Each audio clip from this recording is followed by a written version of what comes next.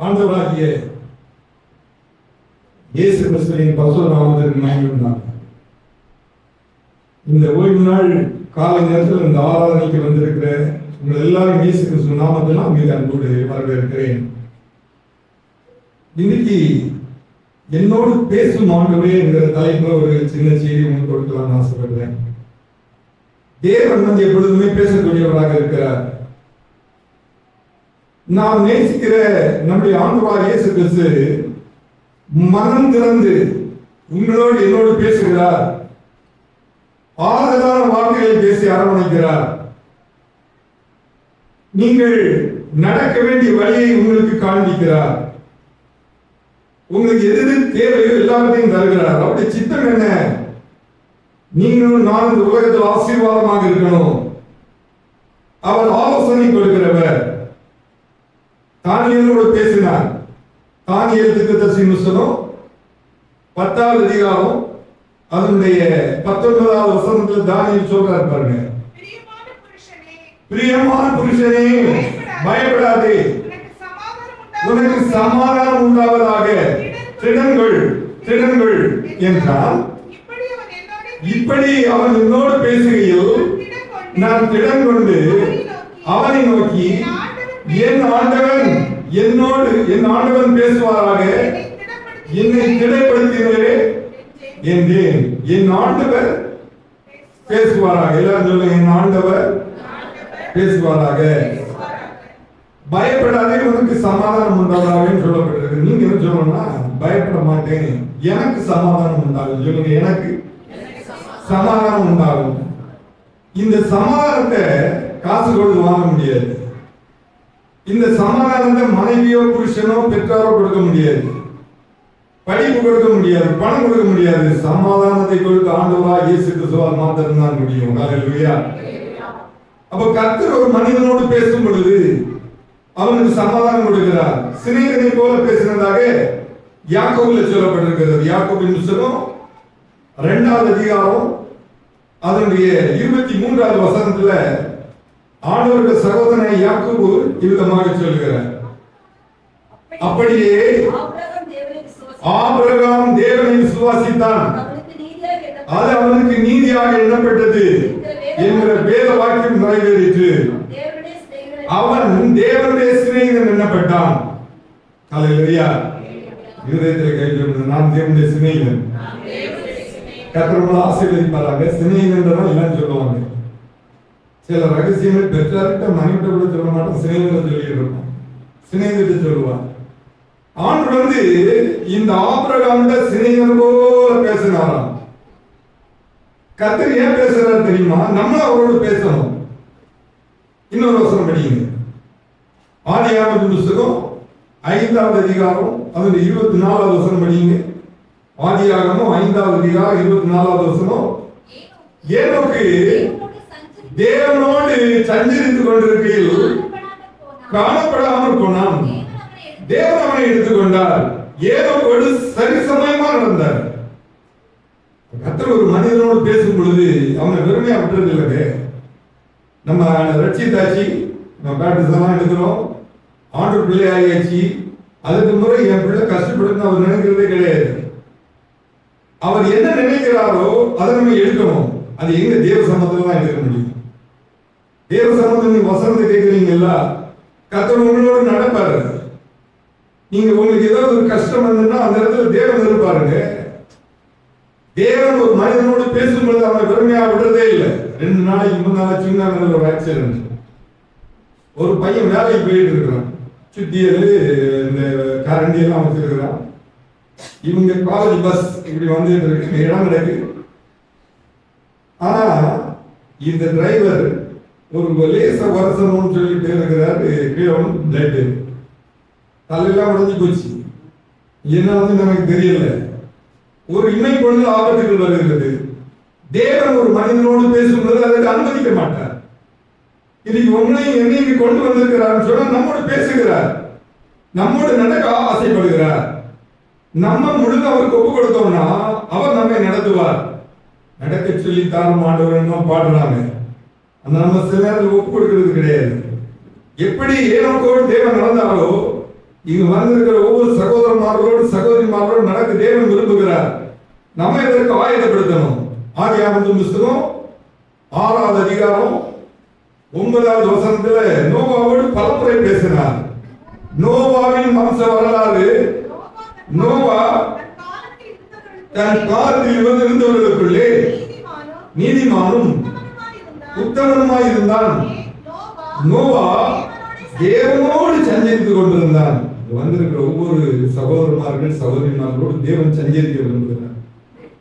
உங்க குடும்பத்தில் ஒரு தகப்பனாக இருக்க விரும்புகிறாருங்க. யோசுவா சொல்லுகிறார், நானும் என் வீட்டாரும் என்றால் கர்த்தர் செய்தி. இப்போ ஆண்டவர்களுக்கு பேசுறதுக்கு நீங்க இடம் கொடுத்து பாருங்க, சஞ்சரிக்கிறதுக்கு இடம் கொடுத்து பாருங்க. உங்களுக்கு என்ன பீரோ தேவையா, கட்டில் தேவையா, வீடு தேவையா, வாகனம் தேவையா, எல்லாம் தருவாருங்க. எந்த தகவலும் தன்னுடைய பிள்ளைகள் கஷ்டப்படுறதை விரும்புறதே கிடையாது. பிள்ளைகள் ஏதாவது ஒண்ணு கேட்டுச்சுன்னா அவன் வெளியே போயிட்டு வரும் பொழுது மறந்துட்டான், திரும்பி போய் வாங்கிட்டு வரான். மறந்துட்டோம். சாதாரணமான தகப்பனுக்கு அந்த அக்கறை இருந்தால் வானத்தையும் பூமி படைத்த தேவன் ஆண்டவராகிய இயேசு கிறிஸ்து நம்ம மேல ரொம்ப அக்கறை உள்ளவராக இருக்கிறார். இன்றைக்கு அவருடைய மெல்லிய குரல்ல உங்களோடு பேச விரும்புகிறார். அப்ப அவர் பேசணும், நான் கேட்கணும்னு நமக்கு ஒரு எதிர்பார்ப்பு வேணும். வேதத்தில் சொல்லப்பட்ட ஒவ்வொரு வார்த்தையும் நீங்க எடுத்தீங்கன்னா கவலை வராது. ஆனா சில நேரம் நம்ம எடுக்கிறது கிடையாது. கவலைப்படாம ஜெபம் பண்ணு பிலிப்பியர் 4:6 சொல்லப்பட்டிருக்கிறது. நம்ம ஜெபிக்காம கவலைப்பட்டு இருப்போம். நீங்க இந்த வார்த்தையை அப்படியே எடுத்து ஜெபம் பண்ணி பாருங்க, ஆண்டவரோடு பேசி பாருங்க. கர்த்தர் கண்டிப்பாட்டு உங்களோட பேசுவாங்க. இருக்கிறதான பார்க்கணும். கடவுள் எங்களோட பேசணும். இப்பதான் சார் வசனங்கள் எல்லாம் கோரடியா சொல்லிருக்காங்க. தானியோடு பேசினார், ஆபிரகாமோடு பேசினார், நோவாவோடு பேசினார், இன்னும் நிறைய தேவனுடைய ஏனோக்கோடு பேசினார். நம்ம கூட பேசுறாரு. அவங்களோட பேசிட்டு விட்டுறது இல்லை. தேவன் பட்சபாதம் உள்ளவர் அல்லங்க. அப்போஸ்தலர்களின் புத்தகம் 10வது அதிகாரம் 34வது வசனத்துல அப்போஸ்தலனாகிய பவுல் சொல்லுகிறார், அவர் உன்னுடைய தேவனாம். அப்பொழுது தேவன் பேச தொடங்கி பாருங்க, தேவன் பட்சபாதம் உள்ளவர் அல்ல. பவுல் எழுதுறாரு, சொல்லி எழுதுறாரு. பேச தொடங்கி தேவன் பட்சபாதம் உள்ளவர் அல்ல. ஆபிரகாமோடு பேசினார், தானியேலோடு பேசினார், நோவாவோடு பேசினார், ஏனோக்கோடு பேசினார், உன்னோடு பேசுறாரு. இன்றைக்கு அவருடைய சத்தத்தை கேட்டுட்டு இருக்கிறீங்க. ஊழியக்காரன் மூலமாக சில நல்ல ஆலோசனைகளை தராரு. அப்ப நம்ம அதை எடுக்கணும். அதை எடுத்து நீங்களும் பேச பழகணுங்க. ஆபிரகாமும் லோத்தும், ஆபிரகாமுக்கு ஒரு சகோதரன் தான் லோத்து. பாருங்க, 2 பேரும் நல்ல வசதியா இருக்கிறாங்க. ஆபிரகாமின் மூலம் தான் லோத்துக்கு பெரிய வசதி வந்துச்சு. இப்ப மந்தை மேய்ப்பருக்குள்ள பிரச்சனை வந்துச்சு. அப்ப அவங்க வந்து விட்டு வாக்குவாதம் பண்ண வர்றாங்க. அப்ப அவர் என்ன சொன்னார் தெரியுமா? நீ வலது பக்கம் போனா நான் இடது பக்கம் போறேன், நீ மேற்கு போனா கிழக்கு போறேன், தெற்க போனா. அவர் அழகா சொல்றாரு. இப்போ லோத்து வந்து அந்த சோதனை பார்க்கிறான். சோதனை ஜனங்கள் கொள்ளாதவர்கள், ஆண் மனோச்சி பெண் மனோச்சி எல்லாம் அங்கே ஆரம்பிச்சு. நீங்க வரலாறு எடுத்து படிச்சீங்கன்னா தெரியும். ஆனா நல்லா செழிப்பா இருக்கு, அவங்களுக்கு கஷ்டம் இல்லை. மனிதனுக்கு எல்லா செழிப்பும் எல்லா அனுகூலமான காரியங்கள் வரும்போது தெய்வத்தை தேடவே மாட்டான். ஆனா தேவனுடைய பிள்ளை தேடுவோம். அவங்க எந்த நிலைமையிலையும் தேடுவோம். இவன் அங்க துன்மார்க்கமான ஜனங்கள் இருந்தாங்க, இஷ்டம் போல வாழ்ந்துட்டு இருந்தாங்க, நீர்வளம் நிலவளம் உறுதியதா இருந்து. அதனால லோத்தை சூஸ் பண்ணிட்டு போனான். ஆபிரகாம் ஜெபம் பண்ணிட்டு இருக்கிறாரு. கர்த்தர் ஆபிரகாம்கிட்ட பேசுறாரு, நீ நடந்து திரிகிற இடம்லாம் நான் உனக்கு தருவேன்னு சொன்னார். நல்ல கவனிங்க, உங்களோடு பேசுகிறார். நீங்க எந்த காரியத்திலையும் பொறுமையா இருந்தீங்கன்னா, அவசரப்படாம இருந்தீங்கன்னா கர்த்தர் உங்களோடு பேசுவார். சில நேரத்துல கர்த்தர் செய்ய வேண்டிய காரியத்தை நம்ம செய்துடுறோம். அவர் வந்து செய்யறது நம்ம இடம் கொடுக்கறதே கிடையாது. கொடுத்து பாருங்க, நான் சொல்றேன், நீங்க ஆசீர்வாதமா இருப்பீங்க. உங்களுக்கு எந்த குறையும் வரவே செய்யாது. அங்க ஆபத்து வந்துச்சு, சோதனை அணிய போகுது, பாவம் ரொம்ப ஆயிட்டுமா. அநேக இந்த நாடுகள் எல்லாம் ஆபத்து, ஒரே போர், ஒரே யுத்தம், ஒரே பிரச்சனை, ஒரே. ஏன் தெரியுமாங்க? கர்த்தருக்கு கொடுக்க வேண்டிய காலத்தை ஒரு நாடு கொடுக்கல. ஒரு இங்கிலீஷ் கண்ட்ரி. ஒரு காலத்துல அங்கே தான் சுவிசேஷம் வந்துச்சு. இப்ப எல்லாம் அங்க மாறிச்சு. இங்கிலாந்து போன்ற இடங்கள்லாம் நிறைய சபைகளை ஸ்டார் ஹோட்டல் ஆக்கிட்டாங்க, டான்ஸ் கிளப் ஆக்கிட்டாங்க, சினிமா தியேட்டர் ஆக்கிட்டாங்க. அந்த தெய்வமே எடுத்து போச்சு. அதனாலதான் பிரச்சனை வருது. நம்ம தேவன் இருக்கும் பொழுது கர்த்தர் பேசுவார், நல்ல சமாதானத்தை கொடுப்பார், அவருடைய காரியங்கள் எல்லாம் பொறுப்பெடுத்துக் கொள்வார். நம்மோடு தேவன் பேசணும். ஆபத்து வந்த உடனே கர்த்தர் ஆபிரகாமோடு பேசினார்ல, சிநேகனா இருந்தார்ல, இவன் பேசுறான், ஆபிரகாம் பேசுறான். உங்களுக்கு ஆபத்து வரும்பொழுது நீங்க பேசணுங்க. வந்திருக்கிற ஒவ்வொரு தேவனுடைய பிள்ளைகளை பேசணும். வந்திருக்கிறார், எல்லாரும் வந்திருக்கிறீங்க, நீங்க பேசணும். ஒவ்வொரு சகோதரிமார்களும் பேசணும். உங்களுக்கு பிரச்சனை வந்துன்னா இயேசுவின் நாமத்தினால நான் அதை கண்ட்ரோல் பண்ணா கண்ட்ரோல் ஆகிருக்கோங்க. 2 ஊழியக்காரங்க ஒரு கிராமத்துல ஜோ பண்ணது, ஒரு வயல் வெளியில போய் அழகான ஒவ்வொரு நாளும் போவாங்களாங்க. போய் ஜோ பண்ணிட்டு இருந்ததுக்காக விசுவாசத்தை பத்தி எல்லாம் பேசிட்டு இருக்காங்க. திடீர்னு ஒரு நல்ல பாம்பு வருது. நீங்க யூடியூப்ல பாத்தீங்கன்னா தெரியும் நான் சொல்றதுக்கு. அந்த நாள் எடுத்திருக்காங்க பாருங்க. நல்ல பாம்பு வர சமயத்துல அவரு கண்ண மூடி ஜோ பண்ணிட்டே இருக்கிறாரு. இவர் எழுப்பினாரு, இயேசுவின் நாமத்தினால நல்ல பாம்பை நம்ம கட்டுறேன், வந்த வழியா திரும்பி போன சொல்லியிருக்காரு. அப்படியே போயிட்டாங்க. நம்ம பேச பழகணும். ஆண்டவர் நம்மோடு பேசுகிறார், நம்ம விட்டுறக்கூடாது. ஆபிரகாம் பேசினான், அந்த சத்தத்தை கேட்டார். அங்க அழிவு வருது. 50 நீதிமான்கள் இருந்தால் அந்த பட்டணத்தை அழிப்பீரோ சொன்னார், அழிக்க மாட்டேன். எப்படி பேசுறாங்க பாருங்க. லோத்து பேசல, அவனுக்கு அந்த வெளிப்பாடெல்லாம் போச்சு. அவங்க நோக்கையெல்லாம் பணம் இருக்கு, வீடு இருக்கு, பொருள் இருக்கு, இதெல்லாம் எப்படி இழப்பேன். கடைசியில் பேசி பேசி லோத்து எப்படியாவது காக்கப்படணும். அவருக்கு அவங்க மேல ஒரு பாசம் இருந்து, அதனால அவருக்கு வீட்டு பழுத்து பேசுறாரு. கர்த்தர் அந்த ஜெபத்தை கேட்டாரு. அந்த மனைவி உப்புதூண் ஆயிட்டா, அவர் காக்கப்பட்டார். இதெல்லாம் சரித்திரம். பேசுறது ஆண்டவர் கேட்டார். இன்னைக்கு இந்த காலை நேரத்தில் அருமையான தேவனுடைய பிள்ளை கர்த்தர் நம்மளை எதிர்பார்க்கிறது என்ன தெரியுமா? நம்ம ஆண்டோட பேசணும். அவர் நம்மோட பேசுகிறார், நம்ம பேசணும். பேசி பாருங்க. அதாவது நீங்க பேசி சும்மா இருக்க, அவர் சும்மா இருக்க மாட்டாருங்க. நீங்க ஏதோ உங்களுக்கு 50,000 ரூபாய் தேவை இருக்கு, எனக்கு தாரும், கண்டிப்பா தரணும், மனப்பூர்வமா கேளுங்க. கேட்டுட்டீங்கன்னா அவர் சும்மா இருக்க மாட்டார், தர விட மாட்டாரு. எபிரேயர் நிருபம் 1வது அதிகாரம் அதனுடைய 1வது 2வது வசனத்துல பவுல் சொல்றாரு பாருங்க. பூர்வ காலங்களில் பங்கு பங்காகவும் வகை வகையாகவும் தீர்க்கதரிசிகள் மூலமாய் பிதாக்களுக்கு திருமணம் பெறுகிற தேவன் இந்த கடைசி நாட்களில் குமாரன் மூலமாய் திருமணம் பற்றினார். இவரை சர்வத்துக்கும் சுதந்திரவாளியாக நியமித்தார்.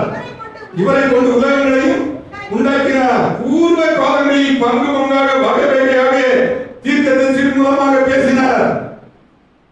தேவனுடைய பிள்ளைகள் அவருடைய சத்தத்தை கேட்டாங்க, அவங்களும் பேசினாங்க. முதல் தேவன் யார்கிட்ட பேசினாரு? யார்கிட்ட? ஆதாம்கிட்ட. அது பயமாங்க. ஆதாம்கிட்ட பேசினாருங்க. அவருக்கு சத்தத்தை கேட்கிறதுல இவங்க எந்த பிரச்சனை இல்லை. இன்னொரு மனுஷன் பேச வரான். நீங்க தேவனுடைய சத்தத்தை கேட்டால் மாத்திரம்தான் கர்த்தர் உங்களுக்கு உதவி செய்ய முடியும். அவர் சில நிபந்தனைகள் எல்லாம் சொல்றாரு. அதெல்லாம் ரொம்ப சந்தோஷமா தான். ஏதேன் தோட்டம் குளிர்ச்சியான நேரம் வந்து ஆண்டவர் பேசுறாரு. இவன் கேட்டான், சந்தோஷமா இருந்து. இவனுக்கு ஒரு மனைவி தேவை. சில கால இடைவெளிக்கு பிறகுதான் ஏவாளையும் கர்த்தர் அவனுக்கு கொண்டு வர்றார். அவனுடைய விழாவில இருந்து எலும்பு எடுத்து பேசுறது 2 பேரும் கேட்கிறாங்க, நல்லா இருக்கிறாங்க. ஒரு நாள் தோட்டத்தை சுற்றி பார்க்க போனோம்னு போறாங்க 2 பேரு. அங்க ஒரு மனுஷன் இருக்கிறான். அவன் தான் சாத்தான். அவன் இருந்துட்டு இவங்கள பேச ஆரம்பிச்சான். சும்மா வாயில் இருந்தா ஒண்ணும் இல்லை. இந்த அம்மா தான் மெதுவா வாய் திறந்தா, ஆமா அந்த கனியை பறித்து புசிஞ்சோன்னா சரி, ஒன்னும் முன்ன பின்ன பார்க்கவே இல்லை. அவனுக்கும் கொடுத்தா பிரச்சனையாச்சு. தேவன் போயிட்டாரு. இன்னைக்கு அருமையான தேவன் உங்களை ஆண்டவருக்கு கூப்பிடுங்க. கர்த்தர் உங்களுக்கு பேசணும், உங்க குடும்பத்துல பேசணும். ஒவ்வொரு புருஷன்மாரும் மனைவி நேசிக்கணும், மனைவிமா புருஷன் நேசிக்கணும், பிள்ளைகளை நேசிக்கணும். அதுக்கு மேல யாரும் கிடையாது. இந்த அண்ணன் தம்பி தங்கச்சி எல்லாம் 2வது தான். நேரில் அங்க முக்கியத்துவம் கொடுத்துருக்கோம். குடும்பத்தில் பிரச்சனை, ஒரு புருஷனுக்கு ஒரு நெருக்கடி வந்ததுன்னா மனைவி தான் எல்லா காலத்திலும் தோல் கொடுக்க. அப்படிதான் நல்ல விசுவாச பிள்ளைகளை சொல்றேன். மனைவிக்கு ஒரு பிரச்சனை வந்துட்டு புருஷன் தான் தோல் கொடுக்குறாங்க. ஒரு 80 வயசு ஒரு புருஷனுக்கு நல்லா வாழ்ந்துருக்கிறாரு. அந்த அம்மாவுக்கும் கொஞ்சம் வயசு குறைவு. அந்த அம்மாவுக்கு பலவீனம் வந்துச்சு. ஹாஸ்பிட்டல் கொண்டு போறாங்க. அதுவரையும் அவங்க ஒரு பிரிவு இல்லை.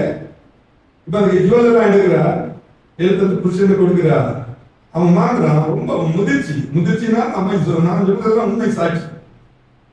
கேட்கிறான், என்னன்னா இதுவரையும் நீ இப்படி பண்ணலையே, இப்ப வினோதமா இருக்க. எனக்கு டைம் ஆயிடுச்சு, நான் போக வேண்டிய டைம் ஆயிடுச்சு, இதெல்லாம் உங்களுடைய நீங்க வச்சுக்கிடுங்க. யோசிச்சு பாருங்க, 80 முதிர்ச்சியில கூட சில நல்லா இருந்திருக்கிறாங்க. தேவனை அறிந்த பிள்ளைகள், நீங்க தேவ சமூகத்தில் வரும் பொழுது இந்த அனுபவத்தை கடைபிடிக்கணும். இங்கதான் நீங்க தீர்மானம் பண்ண முடியும். என் மனைவிக்கு, என் பிள்ளைகளுக்கு, என் புருஷனுக்கு நான் செய்ய வேண்டிய காரியங்கள் உண்டு. காலை நேரத்தில் ஏன் தேவ சமூகத்தில் வந்திருக்கீங்க தெரியுமா? இந்த ஆலோசனை கேட்கும்படியாக தான் வந்திருக்கிறீங்க. இந்த ஆலோசனை எடுத்து பாருங்க, நீங்க நல்லா இருப்பீங்க. உங்களுக்கு ஒரு காரியத்திலையும் குறை வரவே செய்யாது. யோவான் சுவிசேஷத்துல 3வது அதிகாரம் அதனுடைய 29வது வசனத்துல சொல்லப்பட்டிருக்கிறது, மணவாளனுடைய தோழனோ அரே அப்படின்னா 3வது அதிகாரம் 29வது வசனம், மணவாட்டியை உடையவனே மணவாளன், மணவாளனுடைய தோழனோ அருகே நின்று அவருடைய சொல்லை கேட்கிறவனாய் மணவாளுடைய சத்தத்தை குறித்து மிகவும் சந்தோஷப்படுகிறான். இந்த சந்தோஷம் எனக்கு சம்பூர்ணமாயிற்று. யோவான் சொல்றாரு, ஒரு குடும்பம் சந்தோஷமா இருக்கணும்னா தேவனுடைய சத்தத்தை கேட்கணும், தேவன் பேசணும். அப்ப நீங்க இந்த வசனத்தை கேட்கிறீங்க, கர்த்தர் உங்களோடு பேசணும். மார்த்தாளை குறித்து சொல்லப்பட்டிருக்கிறது லூக்கா சுவிசேஷம் 10வது அதிகாரம் அது 39வது வசனத்துல, மார்த்தாள் மரியாள் லாசர் இந்த வீட்டுக்கு தேவன் ஜெபம் பண்ண போறாரு. அவளுக்கு மரியாள் என்னப்பட்ட ஒரு சகோதரி இருந்தாள். அவள் இயேசுவின் பாதத்தின் அருகே உட்கார்ந்து அவருடைய வசனத்தை கேட்டுக் கொண்டிருந்தாள். எவ்வளவு அருமையான காரியங்க. இந்த காலை நம்ம சபையில வரக்கூடிய எல்லா விசுவாசிகளும் காலையில வந்துருங்க. வீட்டுல 4 மணிக்கு எழுப்பி எல்லாம் போட்டாச்சு, ஒரு 5 மணிக்கு ரெடி ஆகியாச்சு, குளிச்சுட்டு அப்பவே ரெடி. எனக்கு ரொம்ப சந்தோஷமா இருக்கு. 6:40க்கு 6:43க்கு ரீஜெல்லாம் வந்துட்டா, கசூரில் வந்து எல்லாரும் நாங்கள் ஜோம் பண்ண ஆரம்பிச்சாச்சு. எவ்வளவு முந்தி வர முடியுமோ காலையில பாருங்க. எழுதினோட வசனம் வாசம் பார்த்தீங்களா? தேவனே நீர் என்னுடைய தேவன், அதிகாலமே உண்மை தேடுகிறேன். முதல் எழுத ஆண்டவர் கொடுங்க, அவருடைய வார்த்தையை கேளுங்க, அப்புறம் உங்க காரியங்கள் எல்லாம் செய்யுங்க. கர்த்தர் உங்க கூட இருப்பாருங்க. 2 சகோதரி நடந்த ஒரு சம்பவத்தை சொல்றேன். ஒரு பிரதர் அவன் மில்கிட்ட போயிட்டான், இவங்களோட ஒரு நல்ல சாட்சி சொல்லிட்டு போனோம். சரி, மில்கில் என்ன டிசிப்ளினா கரெக்டா கடைப்பிடிப்பாங்க. 6 லட்சம் ரூபாய் கடன். இந்த பையன் வந்து இந்த பிள்ளைகளுக்கு ஒரு வீடு வாங்கி கொடுத்தோம். இதுக்கு ஒரு உண்மையான சாட்சி. இதுக்கு 6 லட்சம் கடன் தருவாங்க, நான் கொஞ்சம் தருவேன்னு சொல்லிட்டு போனோம். வாங்கினவங்க விடல, வீடெல்லாம் வாங்கிட்டு அவங்க பஸ்ஸெல்லாம் இருக்கு, ஏன்னா அவங்களுக்கு தலை நெருக்கடி கொடுத்தாங்க. சரி, இந்த 2 பிள்ளைகளும் அவங்க எழுதுறாங்க, இப்போ போன் எல்லாம் கிடையாது, பல ஆண்டுகளுக்கு முன்னாடி சம்பவம். நாங்கள் இப்படி நெருக்கடியிலே இருக்கோம், லைன்ல செய்துட்டு போனால் எங்களுக்கு தூக்கம் இல்லை, நிம்மதி இல்லை. சில நேரத்தில் மனுஷன் நமக்கு சத்திய நெருக்கடியை கொடுத்துட்டே இருக்கும். அப்ப எல்லாம் ஆண்டு உங்களோட பேசியிருந்து உங்களை ஆயத்தப்படுத்தணும். அவன் என்ன பண்ணான்னா, ராத்திரி 12 மணிக்கு தூங்கிடணும். எனக்கு தெரியாத அங்குள்ள காரியம். நான் கேட்ட சாட்சி உங்களுக்கு சொல்றேன். கடிதத்தில் எழுதி நம்மளுக்கு சொன்னதெல்லாம் எழுதுதான். 6 லட்சம் ரூபாய் நம்மளுக்கு எனக்கு தீர்த்து தரணும், என் சகோதரி மேலுக்கு சமாதானம் கொடுக்கணும், அது கண்ணீரெல்லாம் தொடங்கணும், எல்லாம் எழுதி வச்சான், முட்டு போட்டுட்டான். ரொம்பட்டே இருக்கிறான். அந்த மேல் அதிகாரி அவங்க தூங்குற இடத்துல பார்க்க பாருங்க, எல்லாரும் தூங்கிட்டாங்களா, தூங்கணும், டிசிப்ளின் அப்படி சொல்றாங்களா. 12 மணினா யாரும் முடிச்சு கூட எல்லாரும் தூங்கணும்.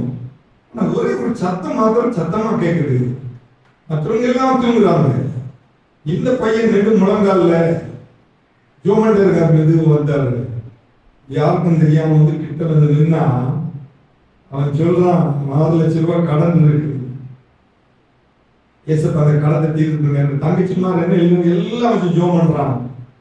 கண்ணீர் மாத்திரம் அதுக்கு மேல விழுது. அந்த லெட்டர் எடுத்துட்டு போயிட்டாரு. காலையில் இவனை கூப்பிட்டாரு, 6 லட்சம் ரூபாய் கொடுத்தான். நீங்க சமாதானமா இருக்கணும், முதல்ல தீர்த்துட்டுப்பா, குறைந்த வரை சமாதானம் பெற்றுக்கலாம். கத்தக்கு ஜீவிக்கிறாருங்க. அந்த தேவன் தான் நம்முடைய தேவன். அருமையான சகோதரமார்களே, சகோதரிமார்களே, கர்த்தர் உங்களோடு பேசணும், நீங்களும் ஆண்டவரோடு பேசணும். ஒருவேளை நீங்க கவலையோடு வந்திருக்கலாம், பாரத்தோடு வந்திருக்கலாம், ஏதோ ஒரு காரியம் இல்லைன்னு வந்திருக்கலாம். பூர்வ காலத்தில் பங்கு பங்காக வகை வகையாக தீர்க்கதரிசி மூலமாக திருமணம் பண்ணின தேவன் இன்னைக்கு வேத வசனத்தின் மூலமாக உங்களோடு பேசுகிறார். எனவே நீங்க உங்களுக்கு நெருக்கடி வரும் பொழுது தேவனுடைய பாதப்படியில் வாருங்க. உங்களை ஆண்டவருக்கு ஒப்புக் கொடுங்க, கேளுங்க. கேட்கிற எல்லா காரியத்துக்கும் ஆண்டவர் பதில் தருவார். நீதிமொழிகளுக்கு எழுதின நிருபம் அதனுடைய 8வது அதிகாரம் 34வது வசனத்துல சாலமோன் சொல்கிறார், என் வாசற்படியில் நித்தம் விழித்திருந்து எனக்கு எனது கதவு நிலையிலேயே காத்திருந்து எனக்கு செவி கொடுக்கிற மனுஷன் பாக்கியவான். கர்த்தர் இப்படிதான் பேசுறாரு. எந்த மனுஷனும் இப்படிதான் கர்த்தர் பேசுவார், அப்படிதான் பேசுவார் சொல்ல முடியாது. ஒவ்வொருத்தரும் ஒரு விதமா பேசி இருக்கிறார். ஆபிரகாம்கிட்ட ஒரு விதமா பேசினாரு, ஏனோக்கிட்ட ஒரு விதமா பேசினாரு, நோவாட்ட ஒரு விதமா பேசினாரு, தானியேல்கிட்ட ஒரு விதமா பேசினாரு, தாவீதோட ஒரு விதமா பேசினாரு. ஒரு பெரிய பட்டியலே இருக்கு. உங்களோட பேசுவார். நீங்க உங்க இருதயத்தை ஆண்டுக்கு ஒப்பு கொடுத்தீங்கன்னா, நம்ம எல்லாம் எதை நிரப்பி வச்சிருக்கோம் தெரியுமா? வறுமையை நிரப்பி வச்சிருக்கிறோம், குறைவை நிரப்பி வச்சிருக்கிறோம், தேவனை பார்க்கிற இடத்துல எல்லாம் மனுஷனை பார்க்கிறோம். இந்த காலை நேரத்தில் நீங்கள் ஒவ்வொரு இயேசுவை பாருங்க. ஒருத்தர் சொல்றாரு, நம்ம எல்லாம் கேட்டுக்கு வெளியே நிற்கக்கூடிய பிச்சைக்காரங்க, ஆண்டு வந்து கேட்டுக்குள்ள இருக்கிறாரு, நம்ம எல்லாம் ஆண்டுரை போடும்னு கேட்கணும். தப்புங்க. என்ன இருதயத்தில் நிரப்பி வச்சிருக்கிறாங்க பாருங்க. நீங்க நான் சொல்ற வசனத்தை கேட்டு கர்த்தர் என்னோடு பேச போகிறார், நான் அவரோடு பேச போகிறேன், அவர் எனக்கு எல்லா காரியத்திலும் உதவி செய்வார் என்று உங்க இருதயத்தை கொடுத்தீங்கன்னா இப்படிப்பட்ட காரியம் உங்க இருதயத்துல நிரம்பாது. நான் என்ன செய்வேன், அது எனக்கு இல்ல, இது எனக்கு இல்ல, இல்ல இல்ல இல்லைங்க, எல்லாம் இருக்குங்க. ஒரு மனுஷன், ஒரு டாக்டர் சொல்றாரு, பழனி பெண் ஒரு டாக்டர் சொல்றாரு, எனக்கு வயசு 80, நான் இதுவரையும் ஒரு மருந்து மாத்திரை எடுத்ததே கிடையாது. பெரிய ஒரு ப்ரொஃபஸர், டாக்டர்ஸ் படிச்சுட்டு நான் ரிட்டர்ன் வாங்கிட்டேன்.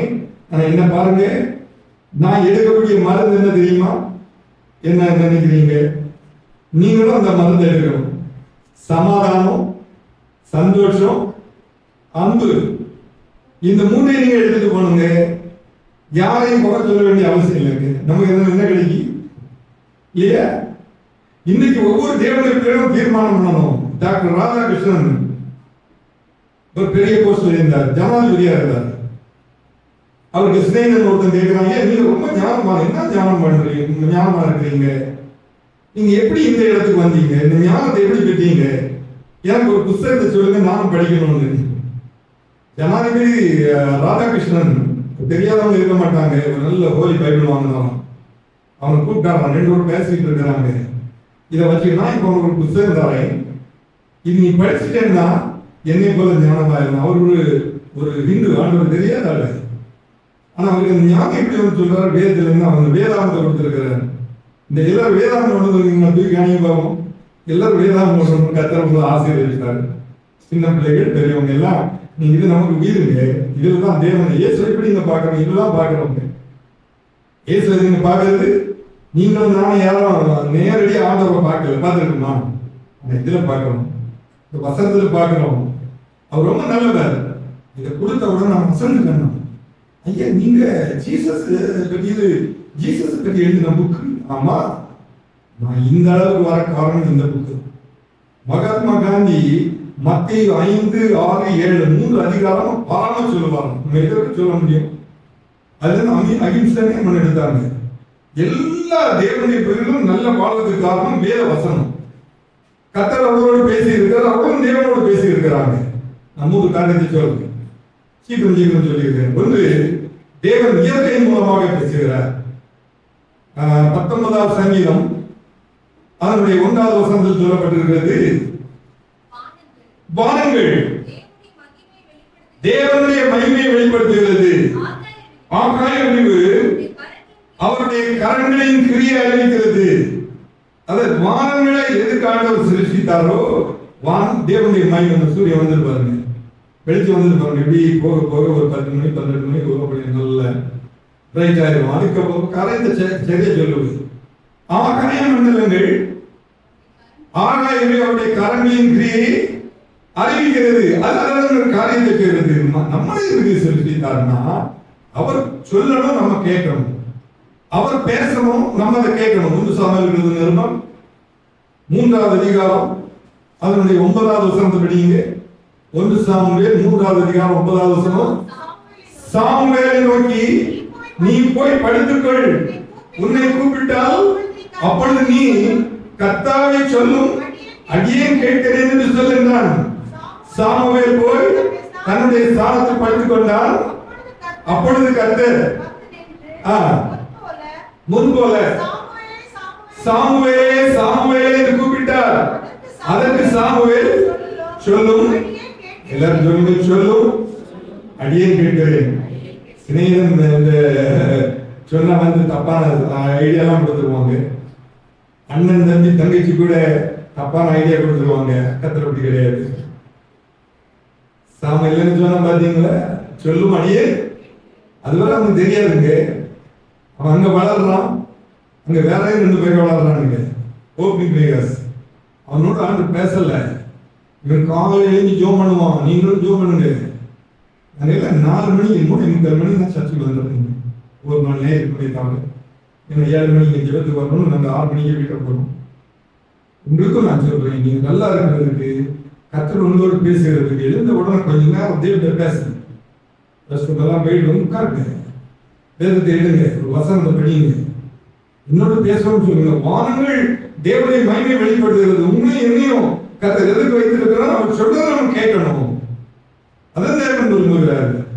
அதுவரையிலும் சாமுவேலுக்கு ஆண்டவருடைய சத்தத்தை கேட்கல. ஏலி முன்னால போய் நிக்கிறான். கடவுள் கூப்பிடுறாரு, சாமுவேல் கூப்பிடுறாரு, ஏலி தான் கூப்பிடுறாரு, அங்க போய் நிக்கிறான்.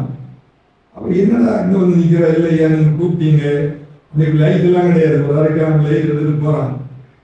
நான் சாமியில் வந்துட்டேன். இன்னையா அவர் ரொம்ப வயசு, 40 வருஷம் முடிஞ்சு இருக்கிற பெரிய தொந்தியெல்லாம் இருந்திருக்கும் இல்லையா, நான் அப்படி நினைக்கிறேன்.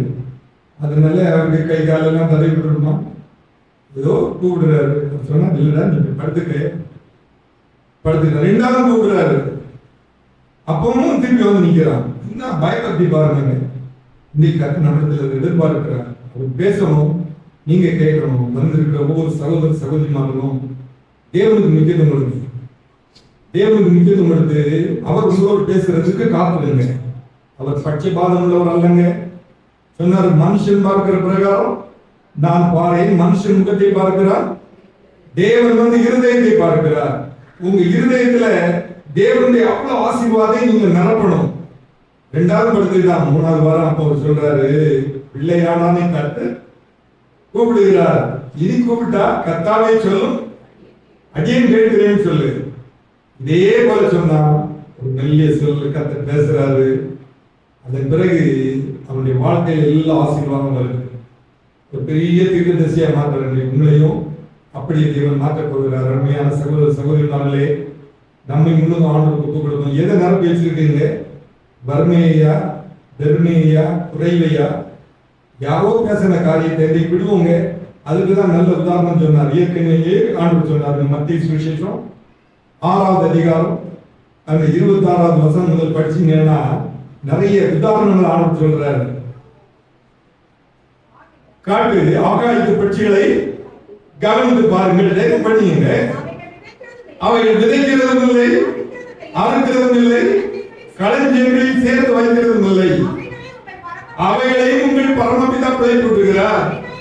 அவைகளை பார்க்கிறோம், நீங்கள் விசேஷித்தவர் அல்லவா. கவலைப்படுற ஒவ்வொரு மனுஷனும் சொல்றாரு. ஆண்டுடைய சத்தத்தை கேட்காத ஒவ்வொரு மனுஷனும் சொல்றாரு. எனக்கு ஒண்ணும் இல்லை, நான் எப்படி தப்ப போனேன், இவ்வளவு கடன் இருக்கு, இவ்வளவு பிரச்சனை, ஒன்றும் கவலைப்படாதுங்க. நீங்க உங்களை ஆண்டுக்கு ஒப்பு கொடுத்து அவர் என்னோட பேசணும்னு எதிர்பார்த்தா போதுங்க. அதோட விட அடுத்தாலும் சொல்றாரு. என்ன சொல்றாரு?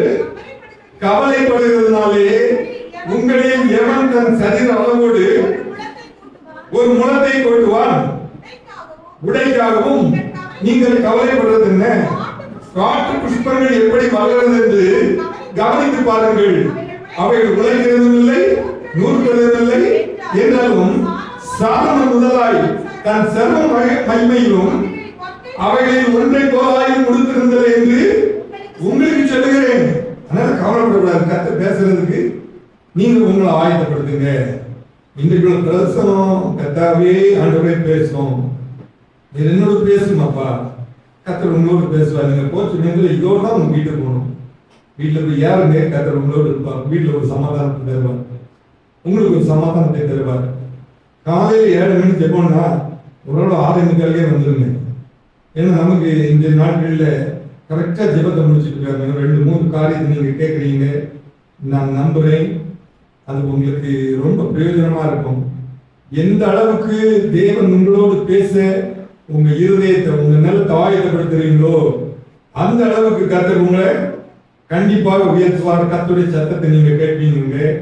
யோவான் சுவிசேஷம் 15வது அதிகாரம் அவருடைய 1வது வசனத்துல ஆண்டவர் சொன்னாரு, நான் மெய்யான திராட்சை செடி, என் பிதா திராட்சை தோட்டக்காரர், என்னில் கனிகொடாது இருக்கிற கொடி எதுவோ அதை அவர் அறுத்து போடுகிறார். கனி கொடுக்கிற கொடி எதுவோ அது அதிக கனிகளை கொடுக்கும்படி அது இயற்கையின் மூலமாக வந்து இயற்கையா மனுஷன் வைக்கிறாருங்க. இயற்கையின் மூலமாக பேசுகிறார். அது நீங்க உங்களுக்கு எடுக்கணும். திராட்சை செடியை சொல்றாரு, காட்டு புஷ்பத்தை சொல்றாரு, பூக்களை சொல்றாரு. அந்த பூக்களை எல்லாம் நீங்க படைக்கிற போன இடத்துல எல்லாம் போய் பூக்களை எல்லாம் நீங்க பாத்தீங்கன்னா அந்த காற்று அசையும். நம்ம உங்களோட இருக்குன்னு சொல்லுது. அதை பார்த்து ரசிக்கிறவங்களுக்கு தான் தெரியும். கர்த்தர் இன்னைக்கு பேசுகிறார், உன்னோடு பேசுகிறார். இயற்கை எப்படி இருந்தாலும் சரி, கர்த்தர் ஒரு மனிதனோடு பேசும் பொழுது எல்லாம் அனுகூலமாக செய்வார். இன்னொரு வசனம் படிங்க, மத்தேயு சுவிசேஷம் 14வது அதிகாரம் அதனுடைய 1, 2, 3வது வசனத்துல ஒரு உதாரணம் சொல்றாரு பாருங்க. அவர்களுக்கு அவர் பிரதித்திரமாக அஸ்தமனமாகிற போது செவ்வானம் இருக்கிறது, அதனால் வெளி வாங்கும் என்று சொல்லுகிறீர்கள். உதயமாகிற போது செவ்வானமும் மந்தாரமாக இருக்கிறது, அதனால் இன்றைக்கு காற்றும் மழையும் உண்டாகும் என்று சொல்லுகிறீர்கள்.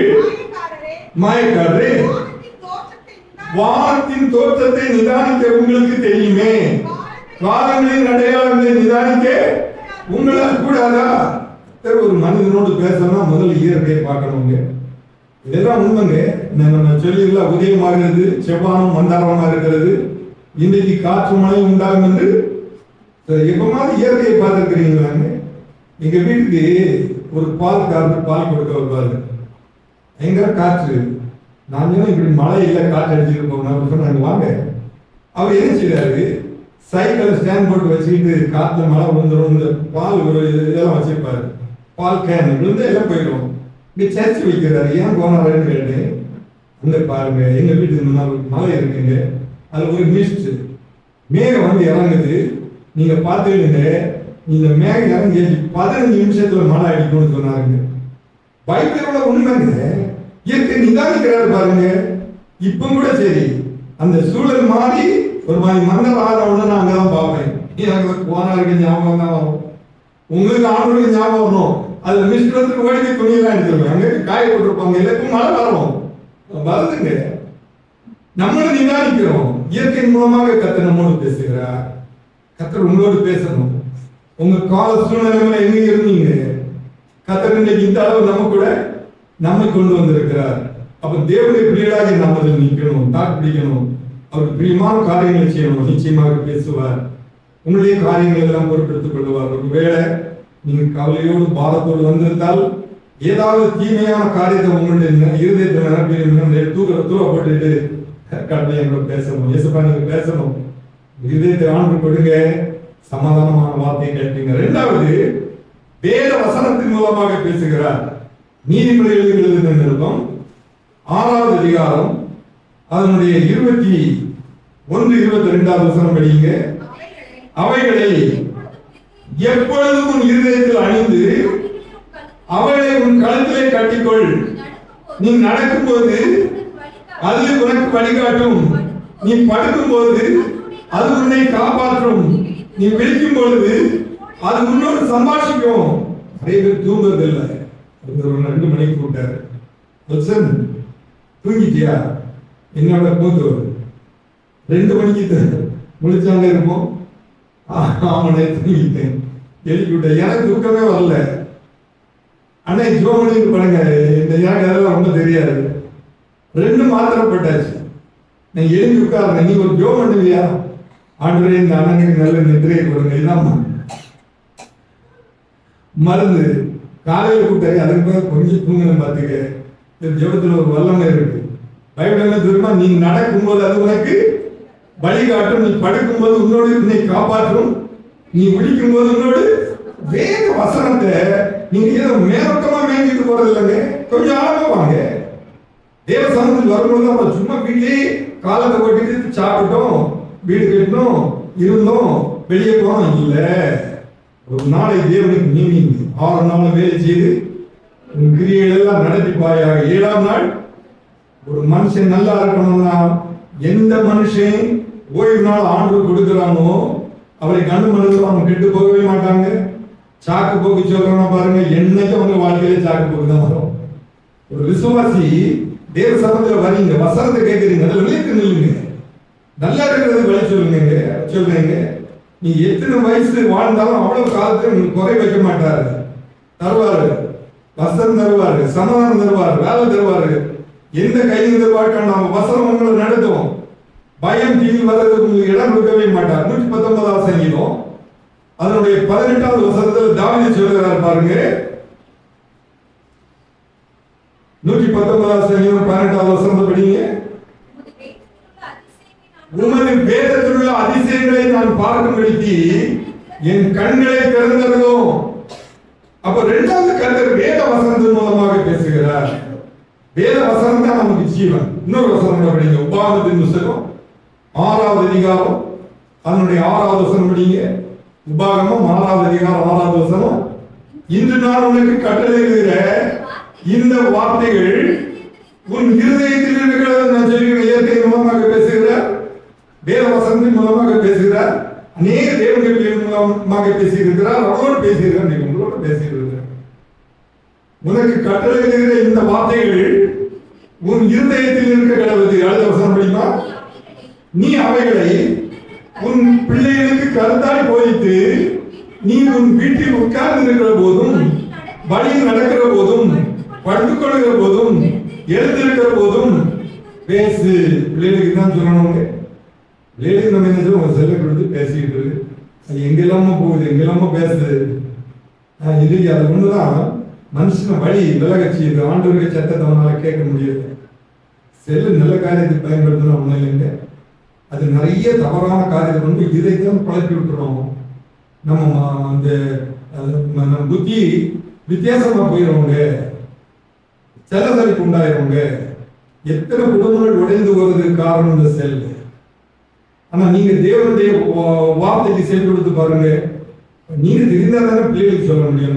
நான் எனக்கு ஆண்டவருக்கு தெரிஞ்சதானே உங்களுக்கு சொல்லி தர முடியும். அப்ப நீங்க வந்திருக்கிற ஒவ்வொரு தகப்பன்மாரும் குடும்ப ஜெபம் பண்ணுங்க. பிள்ளைகளை கூப்பிட்டு எங்களுக்கு எல்லாம் அப்படிதான் கற்று தந்தாங்க. குடும்ப ஜெபம் பண்ணணும். அந்த சமயம் உங்களுக்கு எஃபெக்ட் தெரியாது. எங்களுக்கு தெரிஞ்ச பிறகு பிள்ளைகளுக்கு எல்லாம் அப்படி நாங்கள் ஆட்சா இருக்கு அடிக்கி நாங்கள் இதெல்லாம் சொல்லிக் கொடுப்போம். குடும்ப ஜெபம் பண்ணுவோம். பார்த்துருக்கிறாங்க, அவங்களும் செய்யறாங்க. எங்க பேர பிள்ளைகள் கூட எங்க கூட இருந்தா ஜெபம் பண்ணணும். சும்மா முடிச்சிருந்தா ஜெபம் பண்ணுங்க. நாங்க ஜெபம் பண்றோம். ஒவ்வொரு சகோதரமாவும் இது செய்யுங்க, சகோதரிமாரில் செய்யுங்க. நல்ல வாழ்க்கை. நீங்க சின்ன வயசுல எத்தனை பேருக்கு இறந்து போறாங்க தெரியுமா? நம்ம சபையில் உள்ள எத்தனை பேருக்கு மனைவி இறந்து போனான், உன் கையை பிடிச்சிட்டு அழுறான். முதல்ல எனக்கு தான் சொல்லிடுறேன், அண்ணன் ஆயிடா போயிட்டா, நம்ம கூட இருக்க வேண்டியவங்க 55 வயசுக்கு ஒரு வயசாக இல்லையா? இந்த வயசு போயாச்சு, தேவன் ராஜ்யத்துக்கு. சரி, அது எல்லா காரியத்தையும் கரெக்டா இருந்தா நமக்கு ஆர்டர் கொடுத்துருக்கு. நாட்களையும் நேரத்தையும் கண்டிப்பா நம்ம பயன்படுத்தணும். தேவனுடைய பிள்ளைகளாகி உங்களுக்கு என்ன கற்று நேரத்தை இருந்திருக்கிறார். யாரையும் குறை சொல்றதுக்கு அல்ல, ஏதோ மனுஷனுக்கு ஆலோசனை கேட்கறது அல்ல. இதை செய்யணும், பிள்ளைகளுக்கு சொல்லிக் கொடுக்கணும். பெற்றார் பிள்ளைகளுக்கு அதெல்லாம் கற்றுக் கொடுக்கணும். ஒரு தகப்பன் நல்லா வாழ்ந்தாதான் தகப்பன் பிள்ளைங்க அப்படி வருவான். தகப்பன் அவ்வளவு போய் சொல்றான்னு வைங்க. நான் 8 அடி பாஞ்சா என் மகன் 16 பாய்வான் தகப்பனே சாட்சி சொல்றான். தகப்பன் போய் கல்ல இந்த மகனை குறித்து என்ன சாட்சி சொல்றான்? நான் 8 அடி அப்படியே சாட்சிங்க. பைபிள் என்ன சொல்றது? நீ அவைகளை உன் பிள்ளைகளுக்கு கருத்தாய் போதித்து, உன் வீட்டில் உட்கார்ந்து இருக்கிற போதும், வழியில் நடக்கிற போதும், படுத்துக் கொள்கிற போதும், எழுந்திருக்கிற போதும் பிள்ளைக்கு எதை பற்றி பேசணும். நீ ஜோம் பண்ற அப்படிதான் பார்த்துக்கிட்டே இருக்கிறான். எங்க அப்பா என்ன மாதிரி ஜோம் பண்றாரு, எங்க அம்மா என்ன மாதிரி ஜோம் பண்றா, அதுக்கு கோவப்படுறதே இல்லை. ஒரு சில பிள்ளைகள் தப்பு பண்ணதான் செய்வாங்க. நாசமா போ அப்படியே சொல்றது. அந்த பிள்ளைகளுக்காக ஜோம் பண்ண பாருங்க. அதுக்கு தானே தேவ சமூகத்தில் வரும். நீங்க ரெண்டும் கற்றுக் கொடுக்கணும். தாய் தேவன் கற்றுக்கிட்டே குறித்து பேச மாட்டு வசனம் முடியுமா? அவைகளை உங்கள் கையின் மேல் அடையாளமாக கயிறு கட்ட சொல்லல, அதெல்லாம் அவங்க தூரம் போட்டுக்கிட்டு வசனத்தை கட்டணும். அடையாளமாக கட்டிக் கொள்வாயாக. அவன் கண்ணுக்கு நடுவுல இந்த வசனம் ஞாபகக்குறியா இருக்கணும். நான் ஒரு தேவனுடைய பிள்ளை, நான் தேவனுடைய பிள்ளையாக வாழ்வேன், அவருக்கு பிரியமான காரியங்களை தான் செய்வேன். அப்படி நீங்க யோசிச்சு பாருங்க. அப்போ கர்த்தர் உங்க கூட பேசுவார். என்ன வசனம் படிங்க? உபாகமத்தின் புத்தகம் 11வது அதிகாரம் அதனுடைய 19வது 20வது வசனம் படிங்க. உபாகமம், நீங்கள் என் வார்த்தைகளை உங்கள் இருதயத்திலும் உங்கள் ஆத்மாவிலும் பதித்து உங்கள் கையின் மேல் அடையாளமாக கட்டி உங்கள் கண்களின் நடுவே ஞாபகக்குறியாக வைக்கணுமா? இருதயத்துல வைக்கணும். இருதயத்துல எடுக்கணும். பிரசங்கத்துக்கு எடுத்து போய் எனக்கு தெரியும், உங்களுக்கு நடத்தவும் தெரியும். தேவ சமூகத்தில் வர்ற தமிழ் பிள்ளைகளை ஒரு நாள் ஆண்டவர் கைவிடவே மாட்டார். நம்ம ஆயுதப்படுத்தணும். தேவ சமூகம் நேற்று நம்ம வந்துட்டா 7 மணி சீக்கிரம் வந்துருக்கு. சிலர் எல்லாமே சாக்கு போட்டு சொல்றாங்க. இப்படி எல்லாம் போன பிறகு எங்களுக்கு எதுவும் இல்லை, எல்லாம் போயிடுச்சு. நீ ஆண்டவருக்கு முக்கியத்துவம் கொடுத்து பாரு, தேவனுடைய பிள்ளையாக வாழ்ந்து பாரு, கர்த்தருடன் நடத்துவார். எத்தனை கீழே உள்ளவங்க எல்லாம் மேல வந்திருக்கிறாங்க தெரியுமா? நம்ம மனுஷனுக்கு ஆவி ஆத்மா சரீரம் 3 சொல்லப்பட்டிருக்கிறது இல்லையா? ஆவி ஆத்மா, இதுல பலகீனமான காரியம் தெரியுமாங்க? சரீரம். இந்த ஆவி ஆத்மாவும் பலகீனம் கிடையாது. 3 யோவான்ல சொல்றாரு, பிரியமானவனே உன் ஆத்மா வாழும் சுகமா இருக்கிறது போல அப்ப உங்க சரீரத்திலே எல்லா சுகமும் உண்டாகணும்னு சொன்னா இந்த வசனத்தை எடுக்கணும். கடவுள் என்னோடு பேசணும்னு நீங்க உங்களை ஆயுதப்படுத்தணும். நீங்க ஆயுதப்படுத்துனீங்கன்னு சொன்னா வசனத்தின் மூலமாக நம்மோடு பேசுவார். யாபேஸ் என்கிறதான ஒரு மனுஷன் இருந்தாங்க. அவன் வந்து ஆண்டு சமத்துல வரான். இன்னைக்கு கர்த்தர் உங்க கூட பேசினாங்கன்னு தேவன் பேசுறார். அவனுக்கு வறுமை வந்துச்சு. 1 நாளாகமத்தின் புத்தகம் 4வது அதிகாரம் அதனுடைய 10வது வசனம் படிங்க. யாபேஸ் இஸ்ரவேலின் தேவனை நோக்கி எப்படி பேசுறான் பாருங்க. தேவனே என்னை ஆசீர்வதித்து என் எல்லையை பெரிதாக்கி உமது கரம் என்னோடு இருந்து தீங்கு என்னை துக்கப்படுத்தாதபடிக்கு அதற்கு விலக்கி காத்தலும் என்று வேண்டிக் கொண்டார். அவன் வேண்டிக் கொண்டதை தேவன் அருளினார். ஆண்டவர் எல்லாரும் பேசுறார், உங்களையும் பேசுறார், நீங்களும் பேசணும். நீங்களும் எந்த அளவு ஆண்டவரோட பேசுறீங்களோ அந்த அளவுக்கு தான் கர்த்தர் உங்களுடைய காரியங்கள் எல்லாம் பொறுப்பெடுத்துக் கொள்வார். 1வது சங்கீதம் 2வது வசனம் படிங்க. சங்கீதம் 1:2 கர்த்தருடைய வேதத்தில் பிரியமாயிருந்து இரவும் பகலும் அவருடைய வேதத்தில் தியானமாக இருக்கிற மனுஷன் பாக்கியவானா யாருங்க? சொல்லுங்க, கையை வச்சு சொல்லுங்க. நான் பாக்கியவான். நம்மளை நம்புவோங்க. பாக்கியவானா நான் ஒன்றும் குறைபடாதவன் சாட்சி சொல்லிட்டு போனான். செல்ல காலையெல்லாம் டக்குன்னு நீங்கிச்சு. பைக்ல வர சந்தோஷமா இருந்தது. நம்முடைய தேவன் நமக்கு செவி கொடுக்கிறவங்க சில நேரத்துல சின்ன சின்ன பிரச்சனைகள் வரும். அதை வச்சுட்டு ஓடிடக்கூடாது. நம்ம அப்படிதான் நினைக்கிறோம். நான் இப்படி இல்லைன்னு கர்த்தர் எனக்கு இப்படி செய்யல, ஒரு நாளும் கிடையாது. கர்த்தர் நம்ம நன்மை செய்வார். ஏதோ நமக்கு ஒரு சின்ன தப்பு பண்றோம், கொஞ்சம் தட்டி விட்டுறாரு. நீதிமான் செய்யும் ஒழுக்கமான வேண்டுதல் மிகவும் பலன் உள்ளது. கர்த்தருக்கு பிரியமான பிள்ளைகள் அந்த வசனத்தை பார்க்கிறாங்க, உணர்ந்த நிலைத்து நிற்கிறாங்க, கூட ஜோம் பண்றாங்க, அவரோடு கேட்கிறாங்க. கேட்கிற காரியங்களுக்கெல்லாம் கர்த்தர் பதில் கொடுக்கிறார். யாபேஸோடு கர்த்தர் பேசினார், யாபேஸ் கர்த்தரோடு பேசுறான். கேட்டதுக்கெல்லாம் பதில் கொடுத்தாங்க. வந்திருக்க ஒவ்வொரு சகோதரமாரும் சகோதரிமாரும் ஆண்டவரோடு பேசுங்க, கர்த்தர் நிச்சயமா உங்களுக்கு பதில் தருவார். வேதத்தில் அநேக தேவனுடைய பேர் பேசியிருக்காங்க. 2 ராஜாக்கள் 5வது அதிகாரத்துல நாகமானுக்கு ஒரு சேர்த்தம் வருதுங்க. ஒரு தீர்க்கதரிசி எலிசா அவர்கிட்ட பேசுறாரு, நீ யோர்தான்ல போய் 7 தடவை அந்த வசனத்தை படிமா. அப்பொழுது எலிசா அவனிடத்தில் ஆள் அனுப்பி நீ போய் யோர்தானில் 7 தடவை ஸ்நானம் பண்ணு, அப்பொழுது மாம்சம் மாறி நீ சுத்தமாய் வா என்று சொன்னாங்க. 9வது வசனத்தை படிங்க.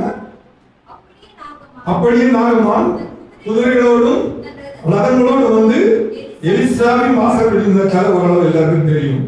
அதனால சொல்லல, பெரிய படை தளபதி இஸ்ரேலிருந்து ஒரு சின்ன பிள்ளைய சிறைப்பிடித்து கொண்டு போய் நாகமானுக்கு வீட்டில் வேலைக்கு வச்சிருந்தாங்க. எஜமாட்டியும் வேலைக்காரையும் ரொம்ப க்ளோஸ். அதனால அவங்களுக்கு நல்ல க்ளோஸ் போடுவா, சாக்ஸ் போடுவா, எல்லாம் போட்டு எடுத்து அவன் அனுப்பிட்டு அழுதுகிட்டே இருப்பா. என்ன பெரிய படத்தழுவி நாகமான் குஷ்டரோகி தானு இந்த பின்ன பிள்ளை சொன்னா, ஏமா நீ கஷ்டப்படுறா? இவர் வந்து இஸ்ரேல் தேசத்துக்கு போனா அங்க ஒரு மனுஷன் இருக்கிறார் சுகம். இந்த பிள்ளை நல்ல எண்ணத்துல தான் சொன்னான். அவ காத்துக்கிட்டே இருந்தா மனைவி.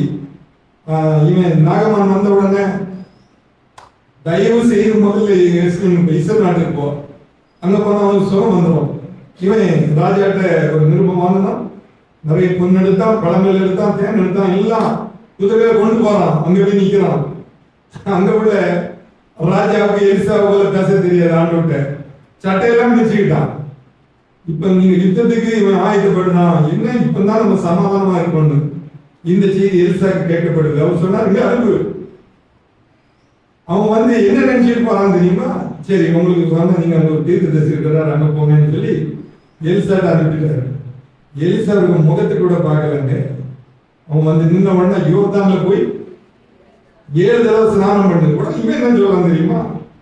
இஸ்ரவேல் தண்ணியை விட நம்ம நாடு அப்படியே பார்ப்பாரா, 2 நதி இருக்கு அப்படின்னா பார்ப்பா, அதை விட இது ரொம்ப அங்கேயும் மூலிகைகள் எல்லாம் இருக்கு, மாம்சத்துல அவன் திட்டம் போடணும். அப்ப கூலிக்காரன் வந்து சொல்லலாம், ஐயா அவர் என்ன சொன்னார்? யோர்தான்ல போய் 7 தடவை ஸ்நானம் பண்ண. அவர் சொன்னா பாருங்க, இந்த தீர்க்கதரிசிகள் எல்லாம் எப்படி பேச பழகினாங்கன்னா, கர்த்தர் பேசி இருக்கிறார், கேட்டு இருக்கிறாங்க. நீங்களும் பேசணும், நீங்களும் கேட்கணும், வேத வசனத்தின் மூலமாக பேசணும். நீங்க இங்க வந்திருக்கிற சகோதரமார்கள் சகோதரிமார்கள் எல்லாம் இன்னைக்கு தீர்மானம் பண்ணுங்க. உங்களுக்கு ஒரு பிரச்சனை வந்துன்னா பேசுங்க. இயேசு நாமத்தினால அந்த பிரச்சனை நிற்கும். வியாதிகள் பலவீனங்கள் வரும்பொழுது பேசுங்க. உடனே டாக்டர் தான் ஓடிடுறாங்க. முதல்ல ஜோம் பண்ணுங்க. நம்ம எல்லாம் அங்கே நம்ம முடியாத பட்சத்துல தான் தேவ சமூகத்தில் மோகன் ஒரு சம்பவம் சொல்லிட்டு இருந்தாரு. ஒரு புருஷன் பேங்க்ல வேலை பார்க்கறாரு, மனைவியை கொண்டு சர்ச்சில் விட்டுட்டு போவாரு. அந்த அம்மா ரொம்ப க்ளோஸ், சில ஊழியங்கள் எல்லாம் அது செய்துட்டு இருக்கு. அதனால இவர் என்ன சொன்னாருன்னா, என் புருஷனுக்காக இந்த அம்மா சொல்ல ஜோம் பண்ணணும். ரொம்ப நல்ல மனுஷன், கொஞ்சம் குடியெல்லாம் செய்வாரு. ஒரு நாள் சர்ச்சைக்கு அதோட வரமாட்டாரு. ஒரு நாள் நேர சர்ச்சில் வந்து உட்கார்ந்துட்டு இருக்கிறார். எல்லாரும் கரங்கள் தெரியாது, எல்லாரும் கரங்கள் தெரியுது. சர்ச்சில் வந்து உட்கார்ந்துட்டு இருக்கிறாரு. நீ அதை ரசிக்கப்படுத்தியாங்க. ஐயா பெரிய கதை, கடவுள் என் ஈரக்கலையை கொடுத்துச்சாரு. குடிச்சாரு அப்படி சொல்றாரு. எனக்கு ஒன்றும் செய்ய முடியல. என் மனைவிட்ட சொன்னேன், நீ ஜோம் பண்ணி எனக்கு லங்ஸ் சரியாயிட்டேன்னா உங்களோட சர்ச்சைக்கு வருவேன். இப்போ என்ன செய்யணும்னு தெரியல. நான் என் ஆண்டவரோடு பேச போறேன்னு பேசணும். எப்போ பார்த்தாலும் நெடு முழங்கால நிற்பா. என் புருஷனுக்கு அந்த லங்ஸை தொடும். இப்பவுமே சுகம் வேணும். அடுத்த நாள் நாங்கள் டெஸ்ட் பண்ணுவோம். டாக்டர்கிட்ட போனா டாக்டர் ஆச்சரியப்படுறாரு, உனக்கு அப்படி ஒரு பாதிப்பு இருந்தது போலே தெரியலையே. நம்ம ஆண்டவர் அப்படிப்பட்ட உங்களுக்கு செய்வார். நீங்களும் பேசுங்க.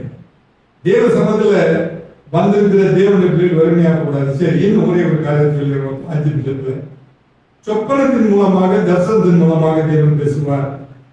யாக்கோபு பேசினார், யோசேப்புக்கும் பேசினார். அப்ப இவங்க எல்லாம் சொப்பனத்தை பார்த்தாங்க. இந்த ஆதியாகமம் 40வது அதிகாரத்தை நீங்க படிச்சுட்டு வந்தீங்கன்னா, 40வது அதிகாரம் 5வது வசனம் படிங்க. ஆதியாகமம் எகிப்து ராஜாவுக்கு பானபாத்திரக்காரனும் சுயபாகியமாக இருக்கிற அவர் 2 பேரும் சிறைச்சாலையில் இருக்கும்போது ஒரே ராத்திரியில் வெவ்வேறு 2 சொப்பனம் கண்டார்கள்.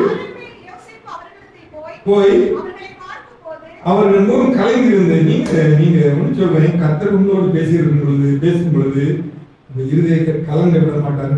எதிராளி இருக்கான், அவன் எப்ப பார்த்தாலும் தொந்தரவு கொடுத்துட்டே இருப்பான், கலங்க பண்ணிட்டே இருப்பான். நான் எல்லாம் அதெல்லாம் பாதிக்கப்பட்டிருக்கேன், சோர்ந்து போயிருக்கேன். இதுல இருந்து தப்பிக்க முடியலையே, நான் என்ன செய்ய தெரியுமா? தேவ சமூகத்துக்கு ஜெபம் பண்ணுவேன். 4 மணிக்கு ஜெபத்தை ஆரம்பிச்சது. என் கலக்கத்தையெல்லாம் அவர் மாத்திரம், உங்க கலக்கத்தையும் மற்ற சிலருக்கு சொப்பனம் மாத்திரம்தான் கிடைக்கும்.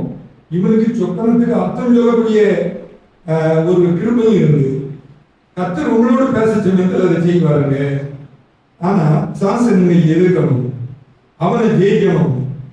பிசாசின் சோதனையை நீங்க ஜெயிக்கலன்னு சொன்னா கர்த்தர் உங்க கூட பேச மாட்டாரு. இவன் யோசேப்பு ஜெயித்தான்.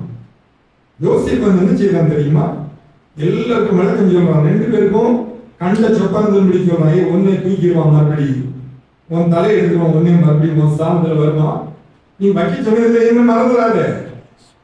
நம்ம மறந்துட்டான், மறக்கக்கூடியவங்க தான். எல்லாரும் கரங்கள் தெரியாத முடிச்சது. ஆக்சுவலாக நான் பாடி பாடி உற்சாகப்படுத்தி வச்சுக்கிடுவான். காலத்தில் கொஞ்சம் கஷ்டமாக தான் இருக்கும். நீங்க கேட்டு போனீங்கன்னா இது உங்க வழிகாட்டுங்க. கடைசியில பார்வோன் ஒரு சொப்பனம் பார்த்துக்கலாம். பார்வோன் ஒரு சொப்பனம் பார்த்து இவன் கலங்கி போயிருக்கிறான். அர்த்தம் சொல்ல யாரும் இல்லை. யோசேப்பு கூட்டிட்டு பாருங்க, சிறைச்சாலைகளுக்கு கைகி. இவன் வந்து அவன் பார்த்த சொப்பனத்துக்கு எல்லாம் அர்த்தம் சொல்லணும்.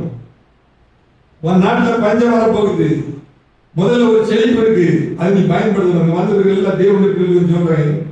நீங்க தேவனோடு இருக்கிறவர்கள் உங்களுக்கு செழிப்பு இருக்கும், கஷ்டம் வராது, சந்தோஷம் உங்களை நடத்துவங்க. நீங்க தேவன் வைத்திருக்கிற நிரந்தரமான சந்தோஷத்தை எடுக்கணும்னு சொன்னா நீங்க ஆண்டவரோடு பேசணும், கர்த்தர் உங்களோடு பேசணும்.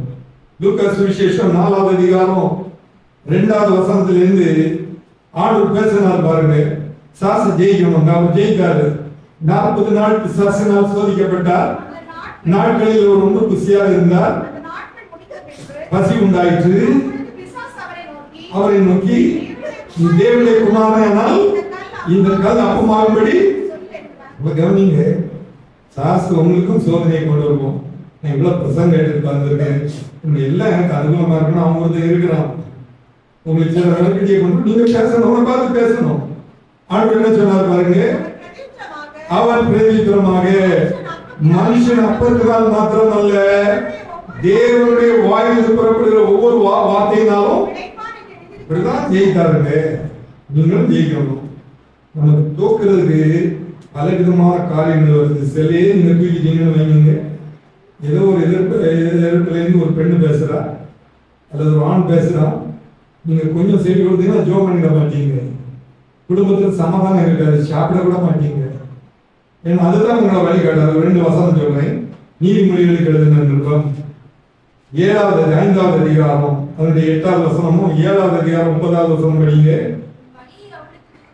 உன் வழியை அவளுக்கு தூரப்படுத்து, அவளுடைய வீட்டின் வாசலை கிட்டி சேராதே. பைபிள் படிக்கல, ஜோம் பண்ணல, ஏதோ ஒரு பொண்ணு அங்க இருந்து பேசுறா. இவன் இந்த கடவுளுக்கு வார்த்தையை கேட்கறதுக்கு அந்த பொண்ணுக்கு வார்த்தையை கேட்டான்னா அங்கதான் சுத்தி சுத்தி வருவான். பார்த்துருக்கீங்க, நான் சொல்றதுலாம் உண்மைங்க. பெண்ணுக்கும் அதான் நடக்கும். நம்ம கர்த்தரனோட பேசணும்னா இதுக்கு நம்ம செவி கொடுக்க மாட்டோம், கட் பண்ணி விட்டுருவோம். 7வது வசனம் 9வது அதிகாரம் 9வது வசனம், அவள் இருக்கும் சந்துக்கடுத்த தெருவில் சென்று அவள் வீட்டு வழியாய் நடந்து போனான். கேட்டா எது வந்து இங்க பாக்குது, நான் அப்படியே வந்தேன் தெரியாம நான் இங்க வந்து நிற்கிறேன். பெரியவங்களுக்கும் சின்னவங்களுக்கும் சொல்றேன், இந்த செல்லாம் தூக்கி தூரப்படுங்க, அவரை பாருங்க. சாசன் ஜெயிக்கிறாங்க, சாசன் ஏசப்பாவுக்கு சில பிரச்சனைகளை அவன் ஜெயித்தார். உங்களுக்கு எனக்கு ஜெயிக்கக்கூடிய வல்லமையை கொடுத்திருக்கிறார். முதல்ல அவர் இயற்கையின் மூலமாக பேசுகிறார், வேத வசனத்தின் மூலமாக பேசுகிறார், சொப்பனங்கள் தரிசனத்தின் மூலமாக பேசுகிறார். உங்களோடு பேசணும். என்னுடைய வார்த்தையை கேட்டிருக்கிறீங்க, கர்த்தர் எல்லா விதத்திலும் உங்களை ஆசீர்வதிப்பார். இன்னைக்கு நம்ம ஒவ்வொரு பேசணும். மற்ற எல்லா காரியத்தையும் முற்றுப்புள்ளி வைத்துட்டு தேவனுடைய வார்த்தைக்கு என்னுடைய இதற்கு ஆயத்தப்படுத்த சொல்லுங்க, கர்த்தர் உங்களை ஆசீர்வதிப்பார் என்று சொல்லி நான் என் வார்த்தையை முடிக்கிறேன். கர்த்தர் இந்த வார்த்தையை ஆசீர்வதிப்பார்.